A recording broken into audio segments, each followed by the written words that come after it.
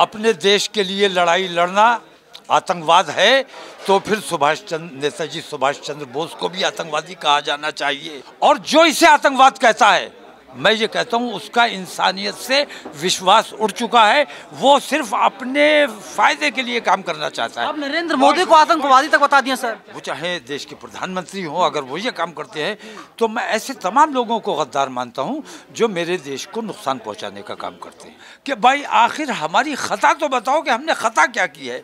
हमने कभी अपने देश के साथ गद्दारी की है, देश को नुकसान पहुंचाया है, देश में आतंकवाद फैलाया है, या हिंदू समाज को हमने कभी नुकसान पहुंचाया है? हमारी खता बताओ ताकि हम अपनी उन गलतियों को ठीक कर लें। एकता से, भाईचारे से, अमन और शांति से तरक्की करेगा या दंगे और फसाद से तरक्की करेगा?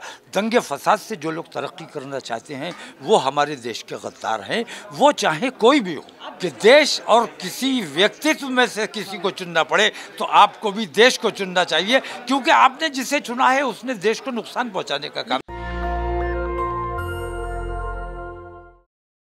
मेरे साथ तौकीर रजा खान साहब हैं। सर, आपकी जो जुबान है बड़ी कड़वी है, आप मोदी जो गद्दार बता रहे हैं।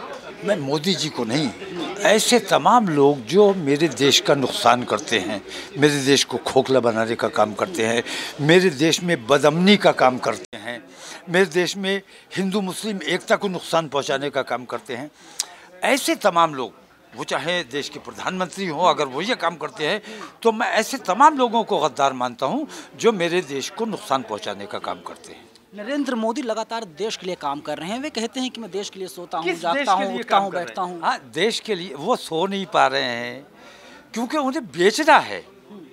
मैं पूछता हूँ कि नरेंद्र मोदी के दौर में आज हमारे देश के पास अपनी कोई एयरलाइन नहीं है, उसकी वजह क्या है? आपने बेचने के लिए क्या छोड़ा है? एयरलाइन तक बेच डाली। यदि बांग्लादेश और नेपाल जैसे छोटे मुल्कों की अपनी एयरलाइन है, लेकिन हिंदुस्तान की अपनी कोई एयरलाइन नहीं है, इससे बड़ा दुर्भाग्य और क्या हो सकता है? तो हिंदू समाज को देखना चाहिए कि नरेंद्र मोदी ने हमारे देश का कितना बड़ा नुकसान किया है, हमारे देश को कहां से कहां पहुंचा दिया। लेकिन लोगों को ऐसा लगता है कि नरेंद्र मोदी मुसलमानों का नुकसान कर रहे हैं, इसलिए उनकी तमाम वो बेईमानियां, उनको नज़रअंदाज किया जाएगा। लेकिन मैं हिंदू समाज से ये कहना चाहता हूँ कि भाई आखिर हमारी खता तो बताओ कि हमने खता क्या की है। हमने कभी अपने देश के साथ गद्दारी की है, देश को नुकसान पहुंचाया है, देश में आतंकवाद फैलाया है, या हिंदू समाज को हमने कभी नुकसान पहुंचाया है? हमारी खता बताओ ताकि हम अपनी उन गलतियों को ठीक कर लें। इसके लिए हमने मुस्लिम महापंचायत बुलाई है और उस महापंचायत के ज़रिए हम हिंदुस्तान के तमाम सेकुलरिज्म में यकीन रखने वाले और देश प्रेम की भावना रखने वाले लोगों से हम ये सवाल करेंगे कि हिंदुस्तान एकता से, भाईचारे से, अमन और शांति से तरक्की करेगा या दंगे और फसाद से तरक्की करेगा? दंगे फसाद से जो लोग तरक्की करना चाहते हैं वो हमारे देश के गद्दार हैं, वो चाहे कोई भी हो। आप देखिए, नरेंद्र मोदी हो या यूपी के मुख्यमंत्री योगी आदित्यनाथ, रिपोर्ट कार्ड जब पेश करते हैं तो कोई भी दंगा उनके शासनकाल में नहीं हो रहा है। पूरी तरीके से सब लोग शांत हैं, सबका साथ, सबका विकास हो रहा है। मैं आपसे एक सवाल करता हूँ कि कहीं बम ब्लास्ट नहीं हो रहा है?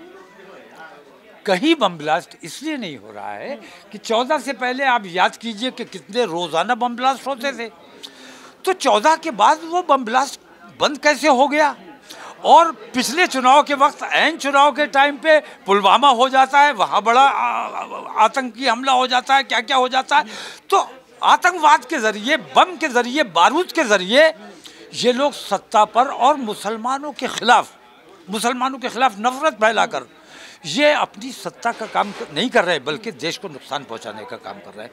हिंदू समाज से मैं अपील करना चाहता हूं कि संजीदगी से, अगर तुम्हारे दिल में देश प्रेम की भावना है तो देश प्रेम की बात जहां तक आएगी, हम बार बार ये बात कहते हैं कि अगर देश और किसी पार्टी या किसी व्यक्ति में से किसी को चुनना पड़े तो हम देश को चुनेंगे। और आम हिंदू से भी मैं ये अपील करता हूँ कि देश और किसी व्यक्तित्व में से किसी को चुनना पड़े तो आपको भी देश को चुनना चाहिए, क्योंकि आपने जिसे चुना है उसने देश को नुकसान पहुंचाने का काम। नरेंद्र मोदी आतंकवाद के खिलाफ हैं। आप देख लीजिए, हमास ले लीजिए, इजराइल ले लीजिए, नरेंद्र मोदी इजराइल के साथ खड़े हैं, हमास का विरोध कर रहे हैं। नरेंद्र मोदी जुल्म के साथ खड़े हैं, जुल्म की हिमायत कर रहे हैं और मजलूम को आतंकवादी बता रहे हैं।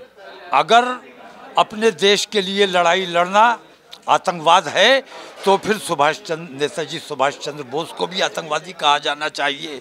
लेकिन अपने देश की आज़ादी के लिए, अपने देश की मिट्टी के लिए लड़ना ये जिहाद है, ये आतंकवाद नहीं है।